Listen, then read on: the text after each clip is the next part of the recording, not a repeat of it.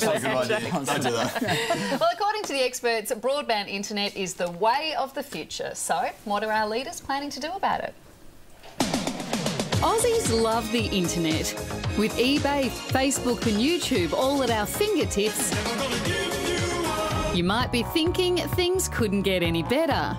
But Julia and Tony disagree. Heading into the election, the Labor government are pushing to upgrade Australia's broadband at the cost of $43 billion, providing download speeds of 100 megabits per second to 93% of Australian homes and businesses.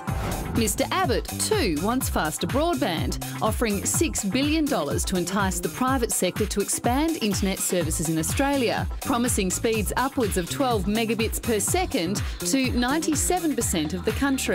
While it should be noted... Just as the Prime Minister says, I say as well that I'm no Bill Gates. Both leaders acknowledge a faster internet could change society in ways we're yet to understand.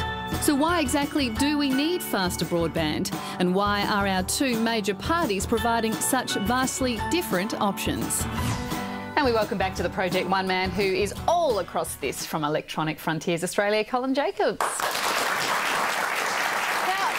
Surely the internet in Australia isn't that bad that we need billions spent on an upgrade. No, clearly Australia's internet is long overdue for an upgrade. Things are already getting pretty creaky. We're well behind our neighbours in Asia who have got speeds way in excess of ours. And a recent study found that we're 50th in the world in terms of speed. So that's 8 places behind New Zealand. No, that can't happen.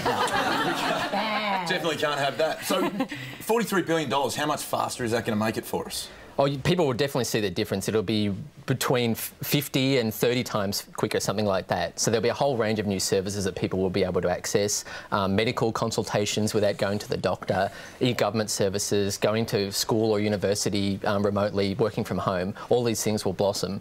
And for business, it will be a huge boon. It will make a big difference for people's workplaces. Well, what's between the $43 billion government plan and Tony Abbott's $6 billion plan? I mean, that's a lot cheaper. Yeah, it's a huge difference. And $43 billion is a lot of money. That's the biggest infrastructure project in the country's history.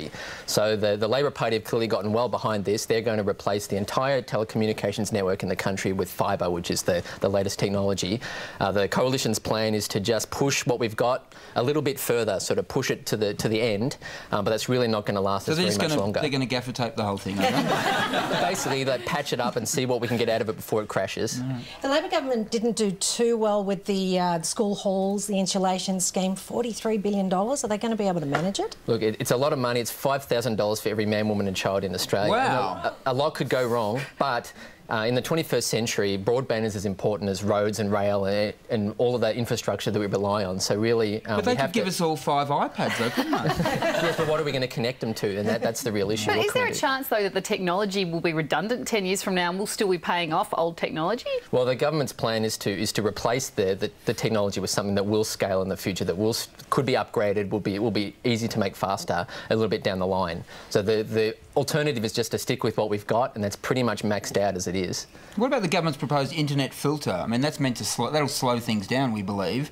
They're going to spend $43 billion to speed it up. Is it just going to meet in the middle somewhere? Yeah, well, it's definitely a contradiction. I mean, they should be solely focused on making broadband faster and cheaper for everybody, and the filter is just sort of detracts from that. It's been described as South Korean internet with North Korean censorship. While it might not be that bad, it's clearly a big distraction. I found it interesting today when Abbott was questioned about his policy. He kept saying he didn't really know a lot about his policy. He kept saying, "I'm not a techno head. I'm not a techno head." Is now the time to be like pointing out his flaws, that he doesn't know much about it? Well, look, I mean, it's so important. Everybody will have a job that will involve the internet in some way or the other in the future, so he needs to know about it. But not many people do. I've got no idea about the internet. But he's going to be future leader of this country, and if we ask about health, well, hopefully. Yeah, but he's not going to be running around to people's houses fixing their computers, though, is he? Yeah, but if we ask him about health policy, he's not going to sit there and say, I can't answer it because I'm not a doctor. Yeah. Like, his job is to communicate what his party wants, and I don't know, yeah, I agree. I don't think it's the time to be telling us what he doesn't know. Aren't there, though, a lot of voters out there that wouldn't know a megabyte from a stalactite?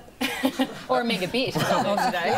Of course, but when they sit down to use some service that is the new and cool and it doesn't work or it's too slow, they're going to notice then. Well, it's been great to chat to you anyway. It's great to learn a bit more about both policies and what a megabit is tonight. Thank you. Thanks, Colin. I just want to defend Tony Abbott for a second, all right? I mean,